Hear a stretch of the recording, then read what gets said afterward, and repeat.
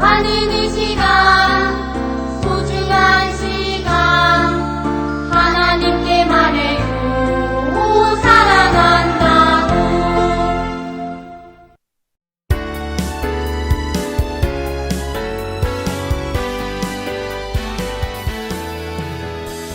채널 어린이 여러분 안녕하세요.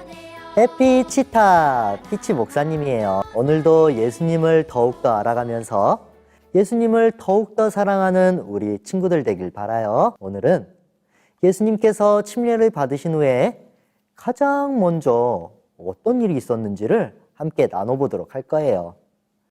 예수님께서는 침례를 받으신 후에 곧바로 이 성령 하나님의 이끄심으로 광야에 들어가셨어요. 침례 요한은 예수님의 오시는 길을 준비하기 위해서 먼저 하나님과 특별한 시간을 보내야 했어요. 바로 광야에서 말이죠. 예수님도 마찬가지셨어요. 예수님께서는 침례를 받으신 다음에는 이 세상에서 해야 할 많은 일들을 시작하셔야만 했어요. 그래서 예수님은 그분의 일을 시작하시기 전에 온전히 하나님과 함께 하시기 위해서 40일 동안이나 밥도 드시지 않고 기도하셨어요. 목사님, 예수님은 왜 40일 동안 굶으시면서 기도하셨던 거예요? 예수님은 이 세상에서 수많은 사람들에게 하나님의 나라를 소개해야 했어요. 또 지난 시간에 배웠던 것처럼 세상 죄를 지고 십자가로 향하여 가셔야 했지요. 그런데 그 길은 매우 어렵고 힘든 길이었어요. 외롭고 힘겨운 길이기도 했지요. 예수님께서는 그 길을 가시기 전에 먼저 하나님과 충분히 함께하는 시간이 필요했어요. 그 시간을 통해서 예수님은 이 세상에서 하셔야 할 일들을 준비하셨던 거예요. 그래서 예수님은 무려 40일 동안이나 밥도 먹지 않고 기도하셨던 거랍니다. 우리를 위해서 이렇게 힘겨운 길을 걸어가셨다니. 정말 예수님의 우리를 향하신 사랑은 모두 안다고 생각했는데 또다시 엄청나게 다가오는데요. 그런데요, 목사님, 40일이나 굶으셨다면 예수님께서는 한 발자국도 걸을 힘도 없으셨을 것 같아요. 맞아요. 예수님께서는 우리와 같은 모습으로 이 땅에 오셨어요. 그 말은 우리처럼 배고픔을 느끼고 우리처럼 아픔을 느끼고 또 우리와 같이 슬픔을 느끼고 고통을 느끼는 연약한 몸을 가지셨다는 뜻이에요. 그러니까 예수님은 40일 동안이나 아무것도 드시지 않으셨기 때문에 말 그대로 몸에 아무런 힘도 남아있지 않은 그런 연약한 상태이셨어요. 그런데 그때 예수님께서 이렇게 아무런 힘도 없을 때 이 예수님을 찾아온 존재가 있었어요. 누구였을까요? 함께 생각해 볼까요? 40일 동안 아무것도 드시지 못했던 예수님. 연약해진 예수님의 곁에 누가 찾아왔을까요? 정답! 마귀, 사탄. 40일 동안 아무것도 드시지 못한 예수님께 사탄이 찾아와서 시험했다니. 사탄이 예수님을 공격하는 방법이 너무 야비해요.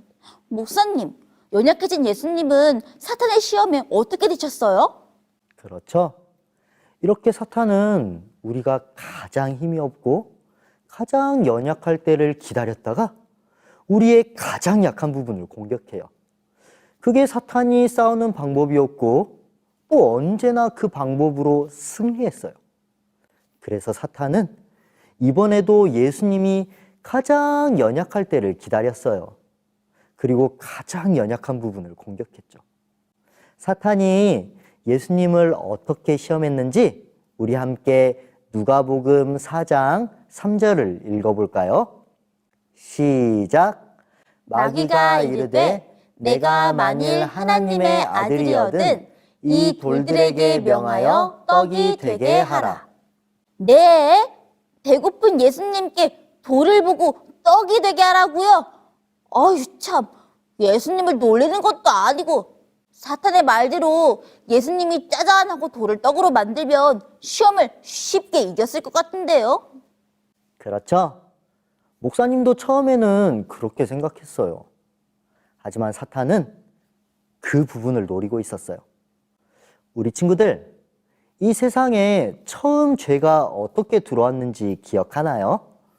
네, 우리의 조상 아담과 하와가 뱀으로 변한 사탄의 유혹으로 선악과를 먹었잖아요. 그러고 보니 사탄은 이때도 먹을 걸로 아담과 하와를 유혹했네요. 맞아요. 그리고 사탄이 아담과 하와를 유혹했던 방법과 이 예수님을 시험했던 방법이 같은 게 또 하나 있었어요. 그것은 바로 예수님께 말했던 네가 만일 하나님의 아들이거든 이라는 말이에요. 이 아담과 하와에게는 하나님께서 정말 너희에게 동산 모든 나무의 열매를 먹지 말라고 말씀하셨니? 라고 한 말씀과 같은 의미죠. 즉 사탄은 은근히 우리에게 이 하나님을 의심하게 만들었어요. 정말 네가 하나님의 아들이니? 그렇다면 너는 왜 지금 여기에 있어? 왜 연약한 상태로 지금 쓰러져 있는 거야? 하나님께서는 너를 사랑하신다며. 그런데 왜 이런 꼴로 있어? 하나님께서는 정말 먹지 말라고 말씀했니? 혹시 하나님께서 너에게 주기 싫어서 그렇게 한 게 아니고? 이렇게 교묘하게 유혹하는 사탄의 게임에 결국 아담과 하와는 죄를 짓게 되었어요. 그리고 우리는 영원히 하나님과 함께할 수 없는 운명이 되어버렸죠. 예수님께서는 하나님과 떨어져 지낼 수밖에 없는 우리를 다시 하나님과 영원히 지내게 하기 위해서 이 땅에 내려오셨어요. 이 사람의 모습으로 말이죠. 그래서 예수님은 아담과 같은, 또 우리와 같은 몸으로 이 땅에 오신 거예요. 그리고 아담과 똑같이, 우리와 똑같이, 아니 그보다 더 힘들고 어려운 이 사탄의 유혹과 시험을 이기셔야만 했어요. 그리고 마침내 이 아담이 졌던, 또 우리가 졌던 그 싸움을 싸우셔서 이기셨어요. 그리고 우리에게 직접 보여주셨어요. 봐라, 너희도 죄를 이길 수 있단다. 나를 보렴. 이기지 않았니?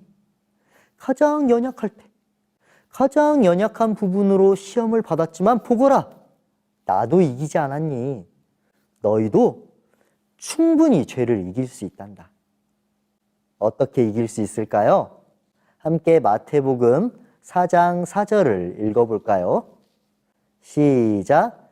예수께서 대답하여 이르시되 기록되었으되 사람이 떡으로만 살 것이 아니요 하나님의 입으로부터 나오는 모든 말씀으로 살 것이라 하였느니라 하시니.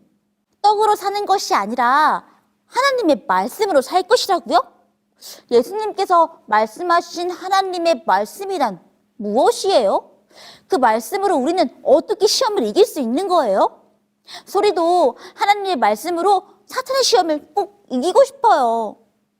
사랑하는 호프 채널 어린이 친구들, 살다가 보면 우리는 사탄으로부터 공격을 받을 때가 분명히 있을 거예요. 이 시험과 유혹에 빠질 때도 분명히 있어요. 지치고 힘들어서 쓰러지고 싶을 때도 있을 거예요. 그럴 때 친구들, 우리를 사랑하시는 예수님을 꼭 바라보시길 바래요. 예수님은 우리를 위해서 이 세상에 오셨고 또 우리에게 시험을 이기고 일어설 수 있는 힘을 직접 보여주셨어요. 바로 하나님의 말씀으로 말이죠. 하나님의 말씀은 바로 우리와 함께 하시겠다는 하나님의 약속이에요. 우리는 힘들고 어려울 때 자꾸 우리의 약한 부분만을 보려고 해요. 하지만 눈을 돌려서 이 하나님의 놀라우신 능력을 먼저 바라보세요. 그러면 그 모든 하나님의 말씀의 능력은 바로 우리 친구들의 것이 된답니다. 친구들, 그렇게 할 수 있죠? 네. 좋아요. 오늘도 우리와 함께 하시고 우리를 구원하시는 하나님의 놀라운 사랑이 우리 호프 채널 어린이 친구들에게 늘 함께 하시길 간절히 소망하면서 말씀 마치겠습니다. 그럼 친구들, 우리는 다음 시간에 다시 만나요. 안녕. 기도하겠습니다.